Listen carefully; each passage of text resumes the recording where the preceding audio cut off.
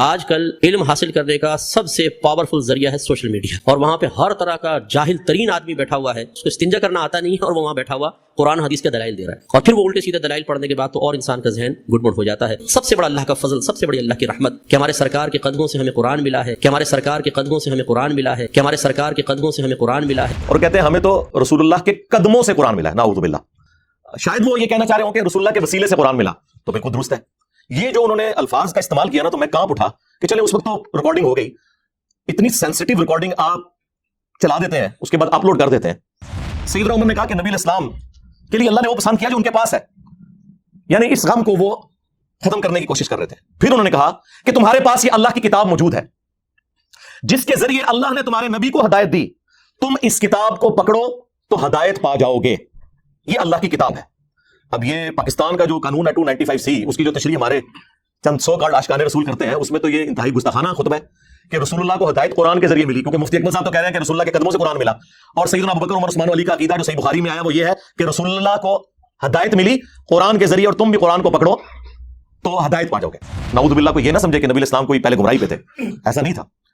اعلیٰ درجے کی ہدایت جو قرآن میں بھی آیا، وَوَجَدَكَ ضَالًّا فَهَدَىٰ۔ نبی ہم نے آپ کو اپنی محبت میں خود رفتہ پایا صلی اللہ علیہ وآلہ وسلم، تو آپ کو ہدایت کی اعلیٰ منزل کے اوپر پہنچا دیا۔ یہ اعلیٰ حضرت کا جو ترجمہ ہے میں اسی کو صحیح سمجھتا ہوں، یہ قرآن میں فٹ ان بیٹھتا ہے، کیونکہ قرآن میں بالکل واضح ہے مَا ضَلَّ صَاحِبُكُمْ وَمَا غَوَىٰ، تمہارے نبی نہ کبھی بہکے ہیں نہ کبھی بے راہ چلے ہیں۔ تو یہ ضال کا جو ترجمہ بعض دیوبند اور وہابی یعنی اہل حدیث حضرات نے جذبات میں آ کے گمراہی اور بڑے عجیب و غریب الفاظ استعمال کیے، ضال کا ترجمہ یہ نبی الاسلام کے کیس میں نہیں بنتا۔ وہ تو حدیث ہے، مسند احمد میں، دلائل النبوہ امام بیہقی کی کتاب میں، مشکات المصابیح میں موجود ہے۔ شیخ البانی شیخ زبیر علیزئی نے اسے صحیح کہا کہ میں اللہ کے ہاں اس وقت بھی خاتم النبیین لکھا ہوا تھا جب آدم علیہ السلام ابھی روح اور جسم کے درمیان تھے۔ میں دعائے ابراہیم ہوں، میں عیسیٰ کی بشارت ہوں، میں اپنی ماں کا وہ خواب ہوں جو انہوں نے میری پیدائش کے وقت دیکھا کہ ان کے لیے ایک نور ظاہر ہوا جس سے شام کے محلات بھی ان کے سامنے روشن ہو گئے۔ یعنی آپ کی والدہ محترمہ سلام اللہ علیہا کو اللہ تعالیٰ نے یہ خوشخبری دے دی تھی کہ آپ سے جو بیٹا پیدا ہوگا بالآخر اس کی حکومت اور اس کی دعوت اس وقت کی سب سے بڑی سپر پاور رومن امپائر کو بھی سپر سیڈ کر جائے گی۔ صلو علی محمد وعلی محمد، اللہم صلی علی محمد وعلی آل محمد۔ ڈیٹم لیول کی ہدایت ایک پیغمبر کو پیدائش سے لے کر مبعوث ہونے تک ہوتی ہے، وہ اللہ کی حفاظت میں ہوتا ہے۔ ہاں، اعلیٰ درجے کی ہدایت اسے اس وقت ملتی ہے جب اس پر وحی کا نزول ہوتا ہے اور اللہ تعالیٰ اسے مبعوث کرتا ہے۔ قرآن مخلوق نہیں ہے، یہ غیر مخلوق ہے، اللہ کی صفت ہے۔ نبی الاسلام تو اللہ کی مخلوق ہے، لہٰذا نبی الاسلام بھی کبھی اس چیز کو پسند نہیں فرمائیں گے کہ کوئی شخص یہ جملہ بولے کہ میرے قدموں سے قرآن ملا ہے۔ ہاں، میرے ذریعے سے ملا، بالکل درست ہے۔ اللہ اور مخلوق کے درمیان وسیلہ اور واسطہ وقت کا پیغمبر ہی ہوتا ہے، اس میں تو کوئی شک نہیں ہے، لیکن یہ الفاظ کا چناؤ یہ بڑا ڈینجرس معاملہ ہے۔ ما کنت تدری ما الکتاب ولا الایمان، اس قرآن کے نزول سے پہلے نہ تو آپ کتاب سے واقف تھے نہ ایمان سے۔ میں نے کہا یہ اعلیٰ حضرت کا ترجمہ پڑھ لیں۔ انہوں نے کیا ترجمہ کیا ہوا ہے؟ اے نبی، اس قرآن کے نزول سے پہلے نہ آپ کتاب کے بارے میں جانتے تھے نہ احکام شرع کی تفصیلات، یہ انہوں نے ترجمہ کیا ہے۔ کتاب واضح لکھا ہوا تھا، ایمان واضح، چلے پھر بھی شکر ہے الٹ ترجمہ نہیں کر دیا، جس طرح وہ سورہ فتح کی شروع کی آیات کا کر دیا انہوں نے، اور ہمارے استاد اور مفتی صاحب کے استاد نے ان پہ گرفت کی ہے، غلام سعید صاحب نے رحمہ اللہ تعالی۔ نبی الاسلام ان تفصیلات سے واقف نہیں تھے، بہرحال ڈیٹم لیول کا تو ایمان ہوتا ہے۔ صحیح مسلم میں حدیث ہے، میں اس پتھر کو بھی پہچانتا ہوں جو بیست سے پہلے مجھے سلام کیا کرتا تھا۔ تو نبی الاسلام کو یہ یعنی اشارے تو ملنے شروع ہو گئے تھے کہ آپ ایک ایکسٹراڈنری پرسنالٹی ہیں۔ پھر صحیح مسلم میں آیا کہ بچپن میں آپ کا سینہ چاک کیا گیا اور پھر وہ سیا گیا۔ یہ پورا جو واقعہ ہے جو نمبر آف ٹائمز ہوا ہے، معراج کے موقع پر بھی ہوا ہے۔ نبی الاسلام کے یہ ایکسپیرینسز بیست سے پہلے کے تھے۔ قل ما یکون لی ان ابدلہ من تلقاء نفسی، اے نبی تم فرما دو کہ مجھے تو کوئی اختیار حاصل نہیں کہ میں اپنی خواہش نفس سے اس قرآن کو بدل دوں۔ مفتی صاحب کہہ رہے ہیں کہ رسول اللہ کے قدموں سے قرآن ملا، اور اللہ تعالیٰ یہ فرما رہا ہے کہ نبی تم فرما دو کہ مجھے تو کوئی اختیار نہیں کہ میں اس کتاب کو بدل دوں۔ اور یہاں بات ختم نہیں ہوئی، ان اتبع الا ما یوحى الی، میں تو خود پابند ہوں اس وحی کا جو اللہ کی طرف سے مجھ پر آتی ہے۔ اس کتاب کو بدلنے کا کہہ رہے ہو؟ مجھے تو اللہ نے پابند کیا کہ میں نے بھی اس کتاب کے پیچھے چلنا ہے۔ یہ قرآن ہے جی، یہ کتابوں کا خدا ہے۔ پھر ہم کیوں نہ کہیں کہ مرنے سے پہلے اے مسلمان کر لے اس پہ غور، کتابوں کا خدا اور ہے، بابوں کا خدا اور، بابے بھی اسی خدا کو ہی مانتے ہیں لیکن ان کوالٹیز کے ساتھ نہیں جو آسمان سے نازل ہوئی ہیں پیغمبروں کے ذریعے، بلکہ ان کی اپنی تعلیمات ہیں۔ یہ کتابوں کا خدا ہے جی۔ یہ تو آیات ہیں جو آج بیان کرنے والی ہیں، یہ بتانے کے لیے کہ یہ کلام اللہ کا نازل کردہ ہے، یہ رسول اللہ نے خود نہیں لکھا صلی اللہ علیہ وآلہ وسلم۔ اور ہم نے اسے گستاخی کا مسئلہ بنا کے ہر بندے نے یعنی قرآن میں سے نا اپنی مطلب کی چیزیں نکالی ہوئی ہیں۔ کسی کو اولیاء کی گستاخی نظر آ جاتی ہے، کسی کو انبیاء کی گستاخی، کسی کو صحابہ کی گستاخی، کسی کو اہل بیت کی گستاخی نظر آ جاتی ہے۔ اللہ کی گستاخی نہیں آج تک منو نظر آئی۔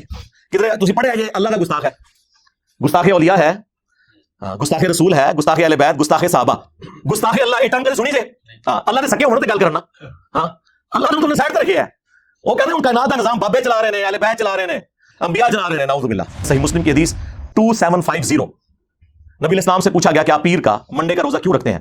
تو فرمایا فیہ ولدت وفیہ انزل علیہ، اس دن میں پیدا ہوا اور اس دن مجھ پر پہلی دفعہ وحی نازل ہوئی۔ یعنی پیدائش کی خوشی اور جشن قرآن کی خوشی کو نبی علیہ السلام نے ایک جگہ جمع کیا، سال بعد نہیں، ہر مہینے نہیں، ہر ہفتے منڈے کا روزہ رکھے۔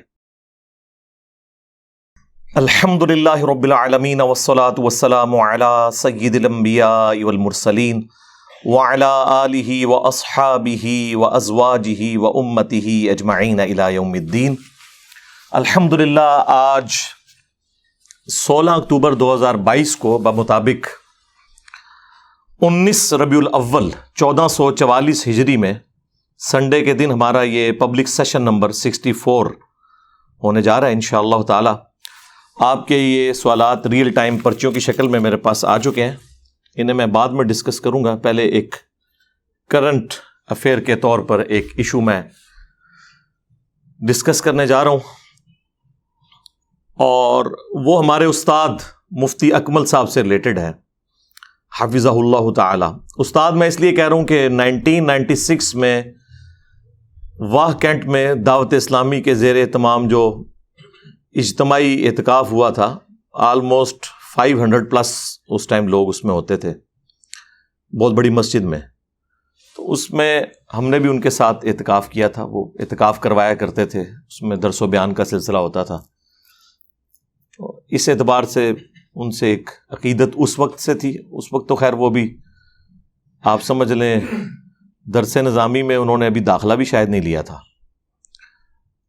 اور بعد میں پھر ایک 99 میں ملاقات ہوئی، ایگزیکٹ اس رات جس رات وہ پاکستان فائنل ہارا تھا ورلڈ کپ کا آسٹریلیا سے، آخری رات تھی۔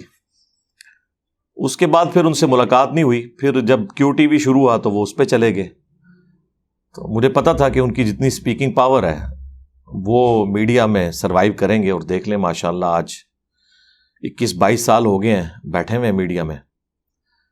تو اسی ربیع الاول شریف کے اندر 1444 ہجری میں ان کا ایک ویڈیو کلپ اگلے دن ایک بھائی نے چلایا، تو بائی چانس میں سن رہا تھا، میں نے دیکھا نہیں، آواز پہچان لی۔ تو اس میں انہوں نے ایک جملہ بولا، یہ جو مروجہ ربیع الاول کو منانے کا جو ایک اختلاف چل رہا ہے، اس کے اوپر ڈسکشن کرتے ہوئے وہ دلائل دے رہے تھے، اور اس میں آپ سمجھ لیں کوئی جذبات کی رو میں وہ بہہ گئے۔ آیت انہوں نے سورہ یونس سے کوٹ کی، اعوذ باللہ من الشیطان الرجیم، بسم اللہ الرحمن الرحیم، قل بفضل اللہ وبرحمتہ فبذلک فلیفرحوا هو خیر مما یجمعون۔ اے نبی ان سے فرماؤ کہ اللہ کے فضل اور رحمت کے ملنے کے اوپر چاہیے کہ خوب خوشیاں منائیں، یہ اس سے بہتر ہے جو دنیا کا انہوں نے متاع جوڑ رکھا ہے۔ اور اس کانٹیکسٹ میں انہوں نے نبی الاسلام کا ذکر خیر کیا، یقیناً آپ سے بڑی تو کوئی نعمت ہی نہیں اس امت کے لیے۔ اور پھر اس کانٹیکسٹ میں انہوں نے بات کرتے ہوئے کہا کہ نبی الاسلام کی پیدائش کی خوشی جو ہے وہ بدرجہ اولا منانی چاہیے، اور ساتھ انہوں نے ایک جملہ بولا کہ رسول اللہ کے قدموں سے ہمیں قرآن ملا ہے۔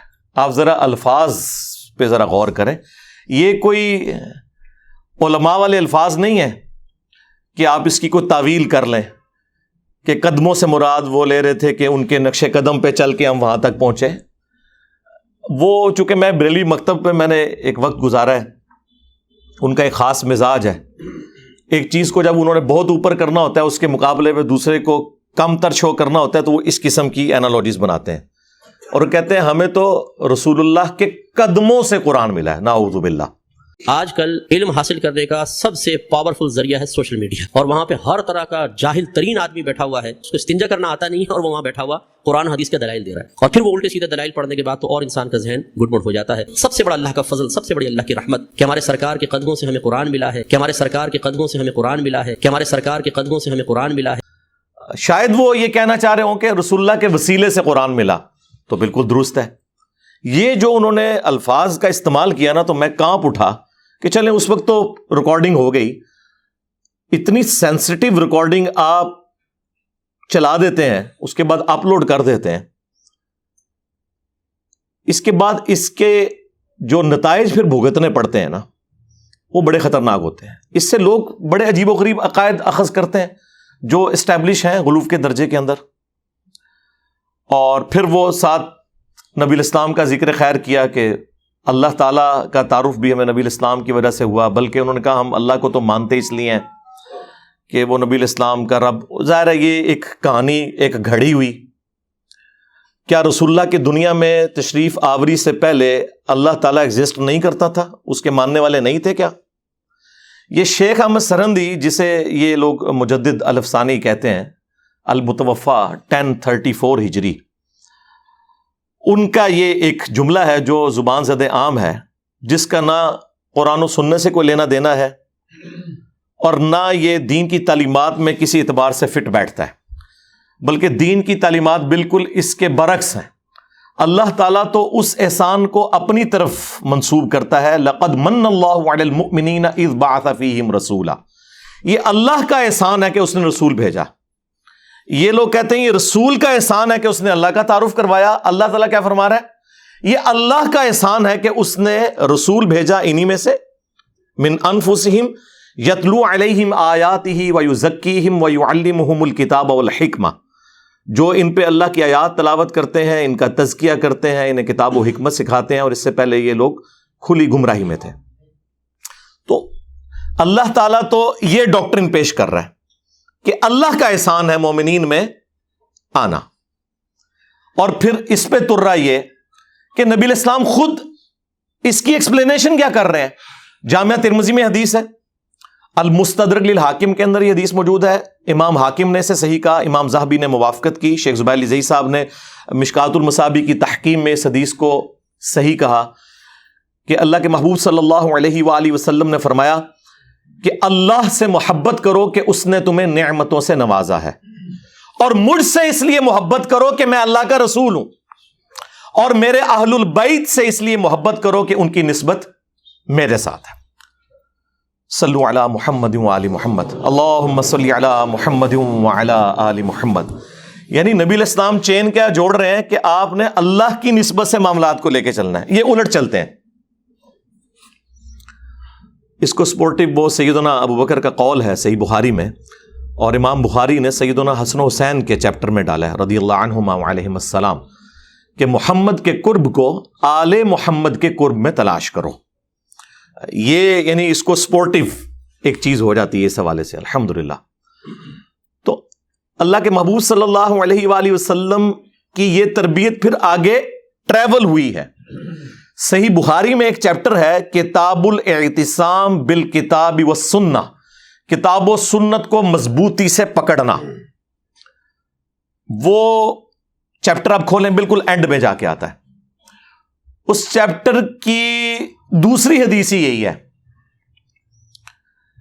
کہ جب سیدنا ابوبکر کو خلیفہ چنا گیا تو اس سے اگلے دن حضرت ابوبکر صدیق رضی اللہ تعالیٰ عنہ نے صحابہ کرام سے ایک پبلک گیدرنگ کے اندر ایڈریس کیا. صحیح بخاری کے الفاظ ہیں کہ حضرت ابوبکر کے ممبر پہ چڑھنے سے پہلے سیدنا عمر ممبر پر آئے، ظاہر وہ ایک سمجھ لیں نقیب محفل کے طور پر، اور انہوں نے چند ایک جملے بولے. وہ آپ کو رسول اللہ کی تربیت صلی اللہ علیہ وآلہ وسلم اور خلفائے راشدین کا عقیدہ، ظاہر ہے سیدنا ابوبکر کی موجودگی میں اگر حضرت عمر یہ خطبہ دے رہے ہیں اور مولا علی علیہ السلام بھی موجود ہیں، سیدنا عثمان بھی موجود ہیں رضی اللہ عنہم اجمعین وعلیہم السلام اجمعین، تو سب کی موجودگی میں حضرت عمر نے خطبہ دیا اور انہوں نے کہا، ظاہر ہے صحابہ کا غم تازہ تھا، انہوں نے کہا کہ اللہ تعالیٰ نے اپنے نبی علیہ السلام کے لیے وہ چیز پسند فرمائی جو اس نے اپنے پاس رکھی ہے. ظاہر ہے کسی بھی انسان کے لیے سب سے بڑا قرب اللہ کی ذات ہو سکتی ہے. یقیناً رسول اللہ کا دنیا سے جانا یہ ہمارے لیے تو ایک غم کا باعث ہے، لیکن اللہ کے نبی علیہ السلام کے لیے تو ایک جنتوں کا دروازہ، اللہ کے قرب کا دروازہ کھل گیا. وَلَلْآخِرَةُ خَيْرٌ لَكَ مِنَ الْأُولَى. ظاہر ہے آج کی جو رسول اللہ کی زندگی ہے وہ اس زندگی سے افضل ہے جو دنیا میں گزاری انہوں نے، اور قیامت کی اس سے افضل ہوگی، اور جنت کی اس سے بھی افضل ہوگی. ہر آنے والا لمحہ پہلے سے بہتر ہے. تو سیدنا عمر نے کہا کہ نبی علیہ السلام کے لیے اللہ نے وہ پسند کیا جو ان کے پاس ہے، یعنی اس غم کو وہ ختم کرنے کی کوشش کر رہے تھے. پھر انہوں نے کہا کہ تمہارے پاس یہ اللہ کی کتاب موجود ہے جس کے ذریعے اللہ نے تمہارے نبی کو ہدایت دی، تم اس کتاب کو پکڑو تو ہدایت پا جاؤ گے. یہ اللہ کی کتاب ہے. اب یہ پاکستان کا جو قانون ہے 295C، اس کی جو تشریح ہمارے چند سو کارڈ عاشقان رسول کرتے ہیں، اس میں تو یہ انتہائی گستاخانہ خطبہ ہے کہ رسول اللہ کو ہدایت قرآن کے ذریعے ملی، کیونکہ مفتی اکمل صاحب تو کہہ رہے ہیں کہ رسول اللہ کے قدموں سے قرآن ملا. اور سیدنا ابوبکر، عمر، عثمان و علی کا عقیدہ جو صحیح بخاری میں آیا وہ یہ ہے کہ رسول اللہ کو ہدایت ملی قرآن کے ذریعے، اور تم بھی قرآن کو پکڑو تو ہدایت پا جاؤ گے.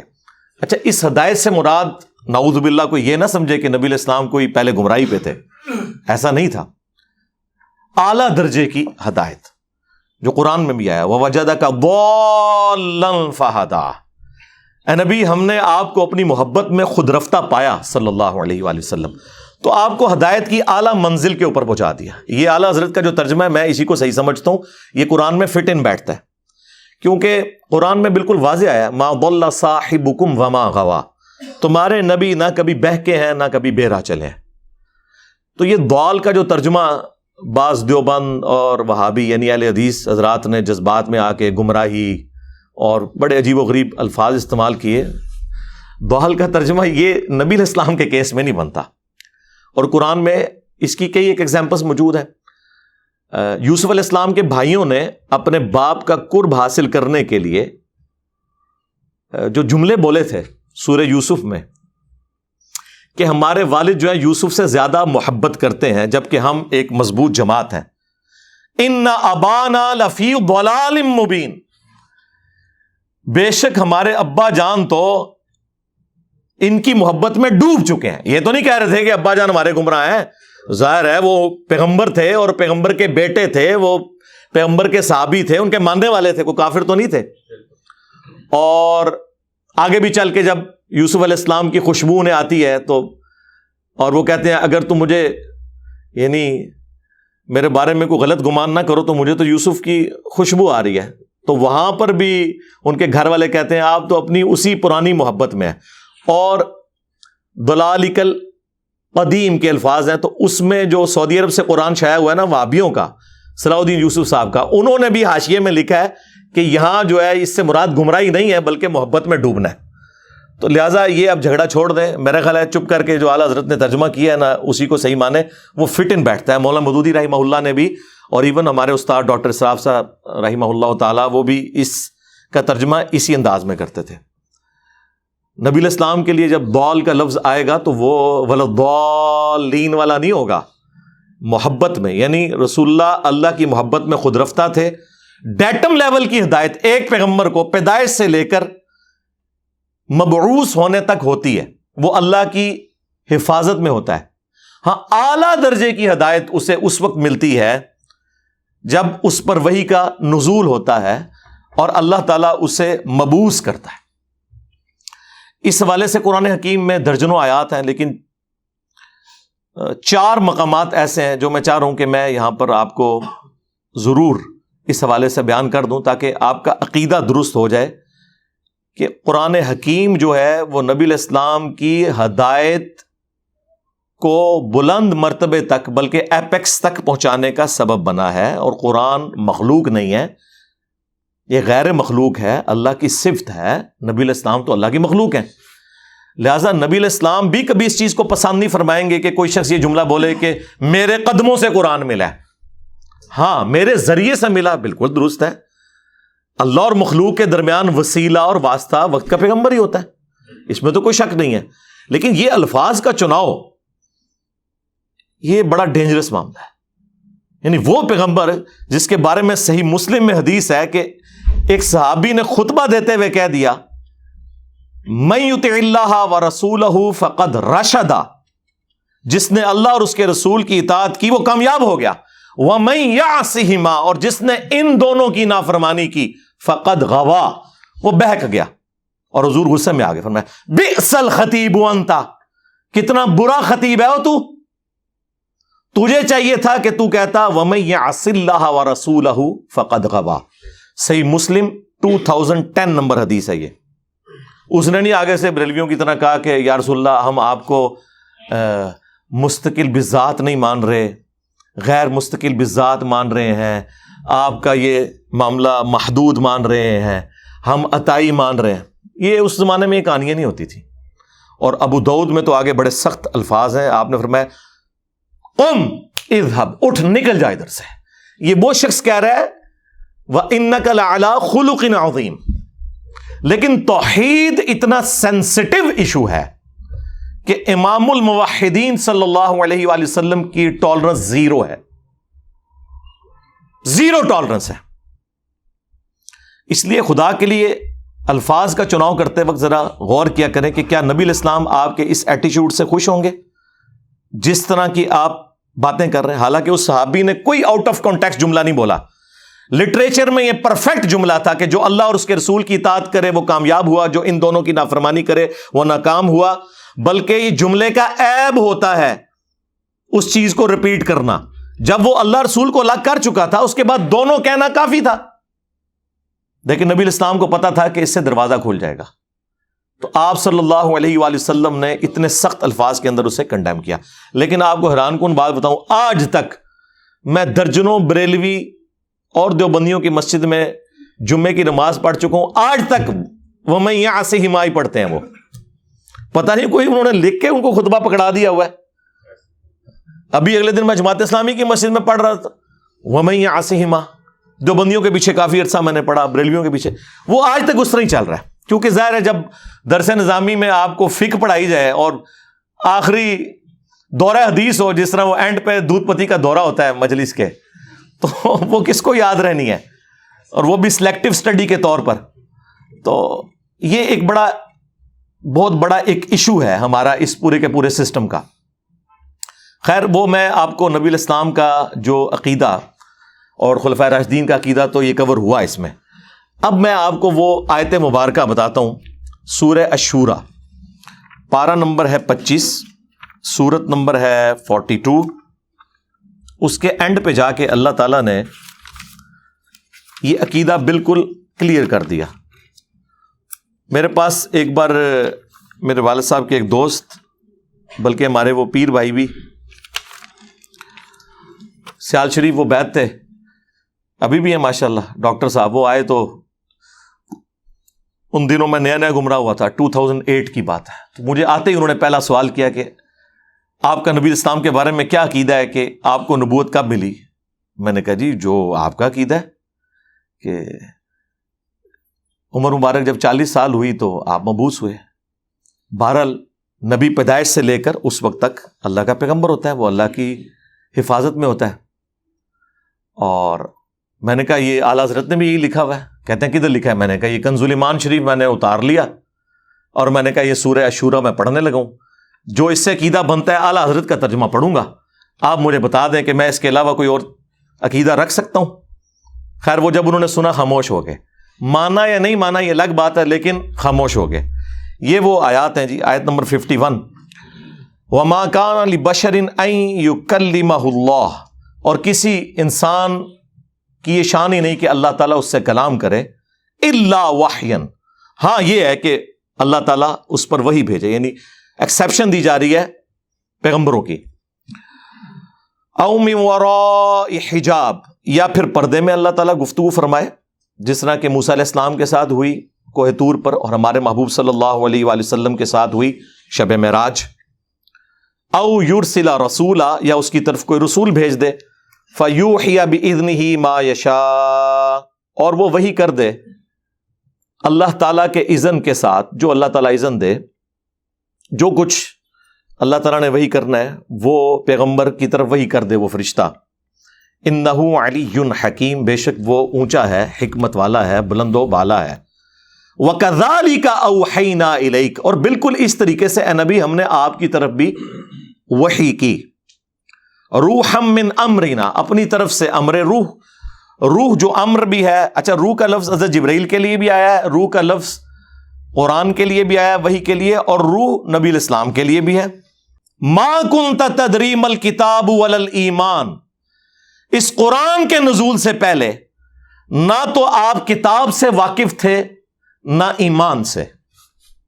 میں نے کہا جی یہ اعلیٰ حضرت کا ترجمہ پڑھ لیں۔ انہوں نے کیا ترجمہ کیا ہوا ہے؟ اے نبی، اس قرآن کے نزول سے پہلے نہ آپ کتاب کے بارے میں جانتے تھے نہ احکام شرع کی تفصیلات، یہ انہوں نے ترجمہ کیا ہے۔ کتاب واضح لکھا ہوا تھا، ایمان واضح۔ چلیں پھر بھی شکر ہے الٹ ترجمہ نہیں کر دیا، جس طرح وہ سورہ فتح کی شروع کی آیات کا کر دیا انہوں نے، اور ہمارے استاد اور مفتی صاحب کے استاد نے ان پہ گرفت کی ہے، غلام سعود سعیدی صاحب نے رحمہ اللہ تعالی۔ تو یہاں پہ ترجمہ انہوں نے کافی حد تک ٹھیک کیا، یعنی نبی الاسلام ان تفصیلات سے واقف نہیں تھے۔ بہرحال ڈیٹم لیول کا تو ایمان ہوتا ہے۔ صحیح مسلم میں حدیث ہے، میں اس پتھر کو بھی پہچانتا ہوں جو بعثت سے پہلے مجھے سلام کیا کرتا تھا۔ تو نبی الاسلام کو یہ یعنی اشارے تو ملنے شروع ہو گئے تھے کہ آپ ایک ایکسٹراڈنری پرسنالٹی ہیں۔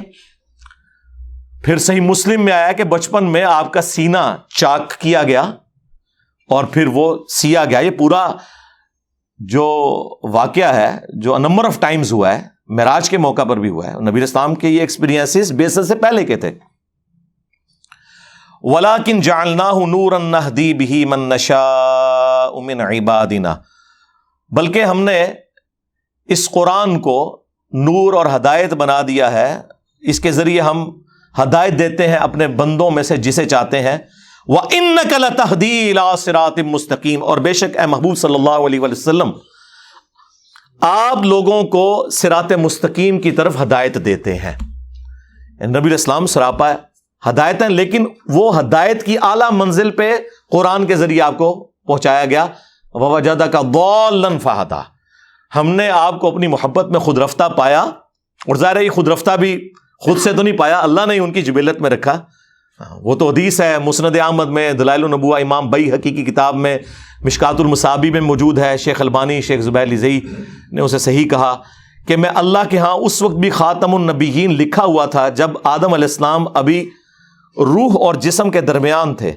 میں دعائے ابراہیم ہوں، میں عیسیٰ کی بشارت ہوں، میں اپنی ماں کا وہ خواب ہوں جو انہوں نے میری پیدائش کے وقت دیکھا کہ ان کے لیے ایک نور ظاہر ہوا جس سے شام کے محلات بھی ان کے سامنے روشن ہو گئے۔ یعنی آپ کی والدہ محترمہ سلام اللہ علیہا کو اللہ تعالیٰ نے یہ خوشخبری دے دی تھی کہ آپ سے جو بیٹا پیدا ہوگا بالآخر اس کی حکومت اور اس کی دعوت اس وقت کی سب سے بڑی سپر پاور رومن امپائر کو بھی سپر سیڈ کر جائے گی۔ صلو علی محمد وآل محمد، اللہم صلی علی محمد وعلی آل محمد۔ تو نبی الاسلام کی پرسنالٹی ایک ایکسٹراورڈنری پرسنالٹی۔ اچھا، اب اس عقیدے کو آپ مزید سمجھیں، سورہ یونس کی وہ آیات، آیت نمبر 15، وَإِذَا تُتْلَى عَلَيْهِمْ آيَاتُنَا بَيِّنَاتٍ، اور جب ان پر تلاوت کی جاتی ہیں ہماری روشن آیات، قَالَ الَّذِينَ لَا يَرْجُونَ لِقَاءَ نَأْتِ بِقُرْآنٍ غَيْرِ هَذَا، تو جو لوگ ہماری ملاقات کے منکر ہیں نا، انہیں کوئی امید نہیں کہ مر کے ہم نے اللہ کو منہ دکھانا ہے، وہ نبی الاسلام سے کہتے ہیں کہ کوئی اور قرآن لے آؤ، یہ بڑا سخت قرآن ہے، یہ تو بالکل کوئی کمپرومائز ہی نہیں کرتا۔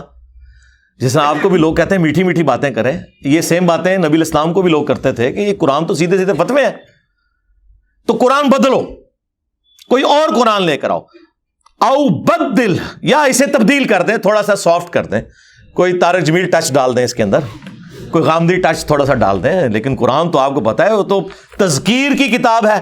وَأُوحِيَ إِلَيَّ هَذَا الْقُرْآنُ لِأُنذِرَكُم بِهِ وَمَن بَلَغَ، اے نبی تم فرماؤ صلی اللہ علیہ وآلہ وسلم، یہ قرآن تو مجھے وہی اس لیے کیا گیا کہ میں تمہیں ڈر سنا دوں، اور جس تک یہ کتاب پہنچے۔ یہ تو انذار کی کتاب ہے، تبشیر بھی ہے، لیکن ان کے لیے جو بات مان جائے، ہاں جو بات نہیں ماننے والے اور جو مانے ہوئے ہیں ان کا بھی قبلہ درست کرنے کے لیے کتاب انذار ہے۔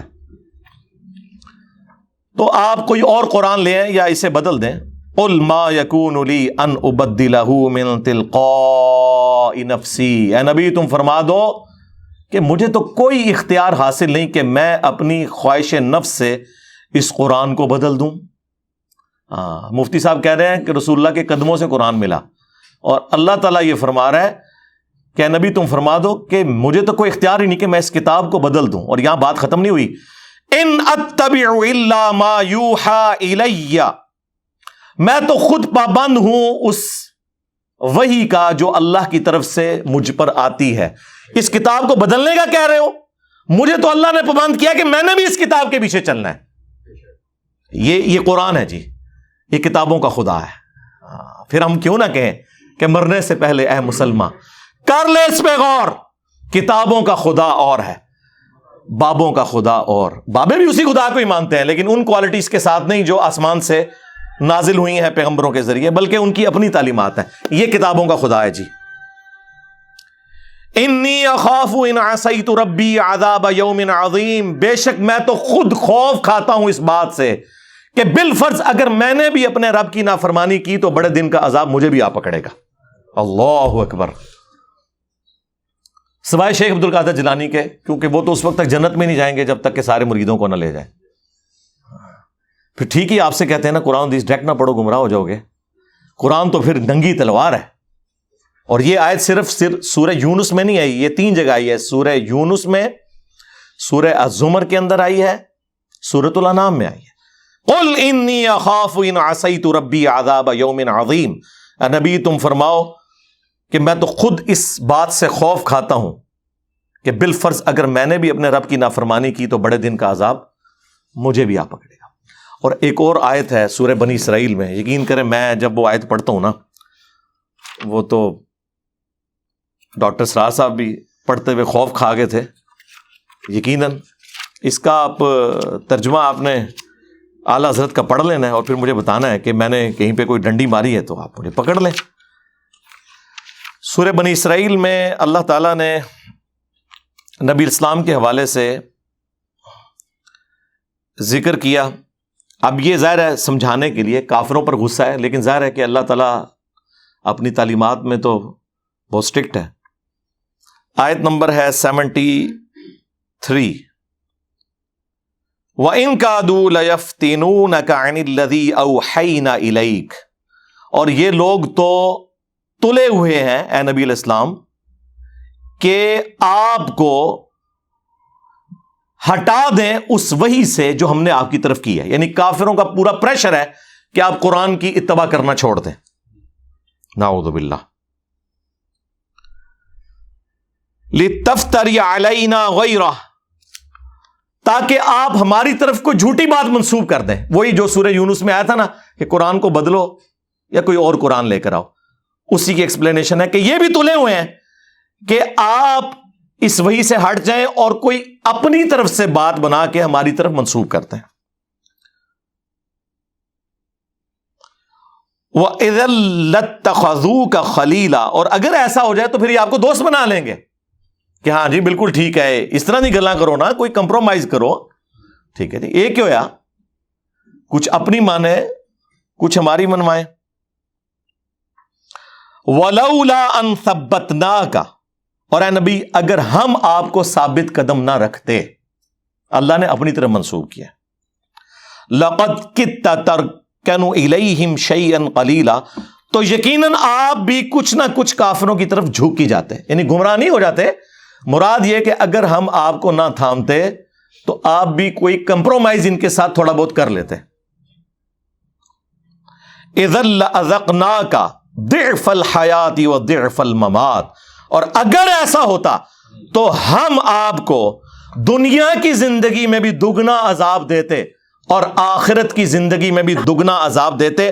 ثم لا تجدوا لك علینا نصیرا، اور پھر آپ ہمارے مقابلے پہ کسی کو اپنا مددگار بھی نہ پاتے. اے نبی اگر آپ کوئی ایسا کام کر دیتے، ظاہر ہے کہ ایسا ہوا نہیں ہے، یہ سمجھانے کے لیے، لیکن یہ آپ کو سینسٹیوٹی بتا دے گا اللہ تعالیٰ کی توحید کے معاملے میں.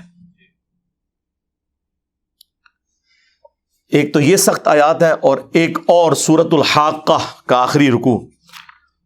میں نے جب پہلی بار پڑھا تھا تو میں ہل گیا تھا کہ یار دیکھیں یہ بھی تو قرآن میں آیات تھی نا، اور ان آیات کی تلاوت وہ بار شریعت میں لکھا ہوا ہے کہ اس قسم کی جو آیات ہیں نا ان کی صرف تلاوت کی جائے گی، ان کا ترجمہ یا تفسیر یا درس و بیان کرنا حرام ہے.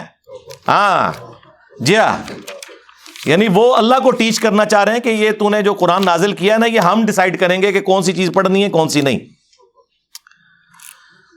اللہ اکبر. تنزیل من رب العالمین، سورۃ الحاقہ آیت نمبر 43. قرآن یعنی اللہ تعالیٰ فرما رہا ہے کہ یہ رب العالمین کی طرف سے نازل ہوا ہے. وَلَوْ تَقَوَّلَ عَلَيْنَا بَعْضَ الْأَقَاوِيلِ، اور اگر یہ نبی علیہ السلام ہماری طرف کوئی بات منسوب کر دیتے نا خود سے، لَأَخَذْنَا مِنْهُ بِالْيَمِينِ، تو ہم ان کا داہنا ہاتھ پکڑتے، ثُمَّ لَقَطَعْنَا مِنْهُ الْوَتِينَ، اور ہم ان کی رگے جان کاٹ دیتے. اگر یہ بھی ہماری طرف کوئی بات ایسی منسوب کرتے جو ہم نے وہی نہیں کی. فَمَا مِنْكُمْ مِنْ أَحَدٍ عَنْهُ حَاجِزِينَ، اور پھر تم میں سے کوئی ایک بھی ایسا نہ ہوتا جو ان کو ہم سے بچا سکتا. وَإِنَّهُ لَتَذْكِرَةٌ لِّلْمُتَّقِينَ، اور یہ قرآن اور نبی علیہ السلام دونوں نصیحت ہے ان کے لیے جو ڈر جائیں، جو بات مان لیں. یہ آیات ہیں. یہ آیات یہاں پہ یہ کنفلکٹ بن گیا کہ اس سے کوئی شان رسالت میں تنقیص ہو رہی ہے. میں کہتا ہوں جی ان آیات کے سوا ہمارے پاس کوئی آیتیں ہی نہیں ہیں یہ ثابت کرنے کے لیے کہ یہ کتاب رسول اللہ نے نہیں لکھی. جو شخص کتاب خود لکھتا ہے اپنے بارے میں یہ کچھ لکھے گا. میں نے وہ سلمان رشدی کے کتاب کا جب پوسٹ مارٹم کیا تھا پچھلے دنوں اسٹینک ورسز کا، اس میں بھی میں نے یہ آیات کوٹ کی تھی کہ کوئی بھی آتھر جب بک لکھتا ہے وہ اپنے بارے میں اس طرح کی باتیں نہیں کبھی لکھتا. یہ تو آیات ہیں جو آج بیان کرنے والی ہیں، یہ بتانے کے لیے کہ یہ کلام اللہ کا نازل کردہ ہے، یہ رسول اللہ نے خود نہیں لکھا صلی اللہ علیہ وآلہ وسلم. اور ہم نے اسے گستاخی کا مسئلہ بنا کے ہر بندے نے یعنی قرآن میں سے نا اپنی مطلب کی چیزیں نکالی ہوئی ہیں. کسی کو اولیاء کی گستاخی نظر آ جاتی ہے، کسی کو انبیاء کی گستاخی، کسی کو صحابہ کی گستاخی، کسی کو اہل بیت کی گستاخی نظر آ جاتی ہے. اللہ کی گستاخی نہیں آج تک منو کدھر نظر آئی. کدھر تسی پڑھے ہے یہ اللہ دا گستاخ ہے، گستاخ اولیاء ہے، گستاخ رسول ہے، گستاخ اہل بیت، گستاخ صحابہ، گستاخ اللہ. یہ ٹرم کدے سنی جے؟ ہاں اللہ دے سکے ہونا تے گل کرنا. ہاں اللہ نے تو سائڈ تے رکھے ہے. وہ کہتے ہیں کائنات دا نظام بابے چلا رہے نے، اہل بیت چلا رہے نے، انبیاء چلا رہے نے، نعوذ باللہ. اب یہ یعنی وہ بعض تو منہ سے بول کے کہتے ہیں، بعض بغیر بولے ہوئے کہہ رہے ہوتے ہیں. ٹھیک ہے، اور چھڑ دو وچ عبد القادر پہ گیا جے. وہ جواد نقوی صاحب نے بڑی پیاری بات کی. انہوں نے کہا کہ غالی شیعہ قادیانیوں سے بدتر ہیں. انہوں نے اپنے شیعہ کے بارے میں بات کی اور کہا کہ قادیانی تو رسول اللہ کے ساتھ شرک کرتے ہیں نا، ہمارے غالی شیعہ اللہ کے ساتھ شرک کر رہے ہیں جب علی اللہ کہتے ہیں، حسین جل جلالہ. اور پھر انہوں نے اگلا ایک جملہ بولا، تسی سنی خوش ہو رہے ہونے، انہوں نے کہا کہ سنی غالی نے نا وہ ساڑھے شیعہ تو بھی گئے گزرے نے، کیونکہ شیعہ تو پھر بھی اللہ والا معاملہ کرتے ہیں. یہ تو کہتے ہیں عبد القادر بھی چھپا گیا جے، یعنی یہ عبد القادر جیلانی کو اللہ سے بھی اوپر لے جاتے ہیں، شرک سے بھی اگلی بات ہے. اور یہ گراؤنڈ ریالٹیز ہیں. اگر کوئی اس سے آنکھیں بند کرے، ہمیں تو کوئی دھوکہ نہیں دے سکتا. میرے سے بڑا کون سا بریلوی رہا ہے؟ 31 سال تک میں بھی بریلوی رہا ہوں. ہمیں پتا تھا کہ یہ سب کچھ اسٹیبلش عقیدے ہیں ان کے، عوام میں بتانے کے لیے کچھ، خواص میں بتانے کے لیے کچھ، کتابوں میں لکھنے کے لیے کچھ، جوڈیشری میں ثابت کرنا پڑے تو کچھ اور. تو وہ بات مفتی اکمل صاحب حفظہ اللہ تعالیٰ سے شروع ہوئی تھی. ہم انہیں کہیں گے کہ آپ اس کے اوپر رجوع ریکارڈ کروائیں اپنا، اور اپنے الفاظ کے چناؤ کو. میں وہ والا کام نہیں کروں گا بریلویوں والا، گستاخ ہو گیا 295 سی لا دو، ایک ہی سزا سرطان سے جدا. نہیں، بٹ ٹھیک ہے، سلپ آف ٹنگ ہو گیا ہے، جذبات میں کوئی بات کر دی ہے، ٹھیک ہے. ہم علمی طریقے سے اپنا مقدمہ آپ کے سامنے رکھیں گے، آپ کی عوام کے سامنے رکھیں گے، ٹھیک ہے. اب وہ جو آپ نے میلاد کے حوالے سے بات کی تھی، اس میں بھی تھوڑا سا میں عرض کر دوں کہ وہ جو آپ نے آیت پڑھی تھی نا، وہ تو قرآن کے بارے میں تھی تعویل خاص کے اعتبار سے. اس سے جو پچھلی آیت ہے سورہ یونس کی آیت نمبر 57، اس میں اللہ تعالیٰ کیا فرما رہا ہے؟ یا ایھا الناس قد جاءتکم موعظۃ من ربکم وشفاء لما فی الصدور وہدی ورحمۃ للمؤمنین. اے پوری انسانیت، بے شک تمہارے پاس آ گئی ہے کون سی کتاب ہے؟ جو واعظ ہے اور شفا ہے دلوں کی بیماریوں کی، سب سے بڑی بیماری شرک، اور مومنین کے لیے اس میں رحمت ہے، ہدایت ہے، اور پھر ساتھ آیا قل بفضل اللہ وبرحمتہ فبذالک فلیفرحوا، اے نبی ان سے فرماؤ کہ اللہ کی رحمت اور فضل کے اوپر ان کو چاہیے خوب خوشیاں مناؤ، یعنی جشن قرآن مناؤ، یہ نہ کہو کہ قرآن ڈائریکٹ پڑھو گے تو گمراہ ہو جاؤ گے، اے جشن قرآن ہے اور رہ تھے، حدیث ڈائریکٹ نہ پڑھو گمراہ ہو جاؤ گے، یہ جشن قرآن ہے۔ ہاں اس کی کرالری میں نبی علیہ السلام کو بھی آپ بالکل، آپ علیہ السلام بھی اللہ کی نعمت ہے، اس میں کوئی شک نہیں۔ لقد من اللہ علی المؤمنین اذ بعث فیہم رسولا، اللہ کا احسان ہے، وہ نعمت ہے کہ جس کا احسان اللہ تعالیٰ نے مومنین کے اوپر جتایا ہے۔ وما ارسلناک الا رحمۃ للعالمین، نبی علیہ السلام تو رحمت ہے تمام جہان والوں کے لیے۔ کرالری کے طور پہ درست ہے آپ کی بات، تو ہم میلاد کے قائل ہیں میرے بھائی۔ اس آیت مبارکہ سے قرآن کی جشن قرآن ثابت ہوا، اور آپ نے کرالری کے طور پر جشن میلاد مصطفیٰ صلی اللہ علیہ وآلہ وسلم ثابت کیا، اور ہمارے نبی نے دونوں چیزوں کو ایک جگہ جمع کر دیا۔ صحیح مسلم کی حدیث 2750، نبی علیہ السلام سے پوچھا گیا کہ آپ پیر کا، منڈے کا روزہ کیوں رکھتے ہیں؟